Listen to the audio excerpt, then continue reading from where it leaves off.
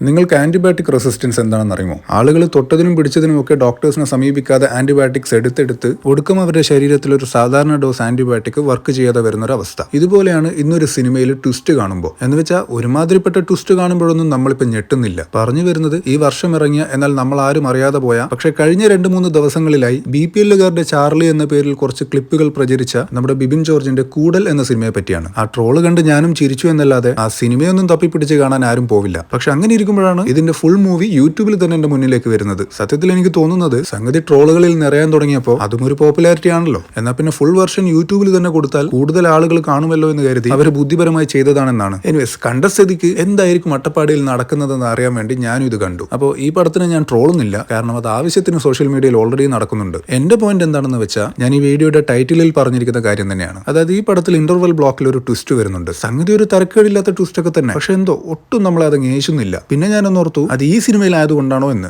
വെച്ചാൽ ഈ സിനിമ മൊത്തത്തിലൊരു അമച്വർ സെറ്റപ്പാണ് സത്യം പറഞ്ഞാൽ. അതുകൊണ്ടാണോ ഞാൻ ആ ട്വിസ്റ്റിന് ഡിസ്റെസ്പെക്ട് ചെയ്യുന്നതെന്ന് ഞാൻ തന്നെ ചിന്തിച്ചു. പക്ഷേ അല്ല, നാളൊരു ദുൽഖർ സൽമാൻ പടത്തിലോ നിവിൻ പോളി പടത്തിലോ ഈ ഒരു ട്വിസ്റ്റ് കണ്ടാലും ഇങ്ങനെ തന്നെ നമുക്ക് തോന്നുള്ളൂ. സോ ചുരുക്കി പറഞ്ഞാൽ ഇന്ന് നമ്മളൊരു പുതിയ കഥ എഴുതുകയാണെങ്കിൽ ഒരുമാതിരിപ്പെട്ട ട്വിസ്റ്റുകളൊന്നും ആളുകളുടെ അടുത്ത് വർക്ക് ചെയ്യുമെന്ന് തോന്നുന്നില്ല. കാരണം നമ്മൾ അത്രയ്ക്ക് സിനിമകളും അതിലൊക്കെ വിവിധ തരം ട്വിസ്റ്റുകളും ഓൾറെഡി കണ്ടു കഴിഞ്ഞു.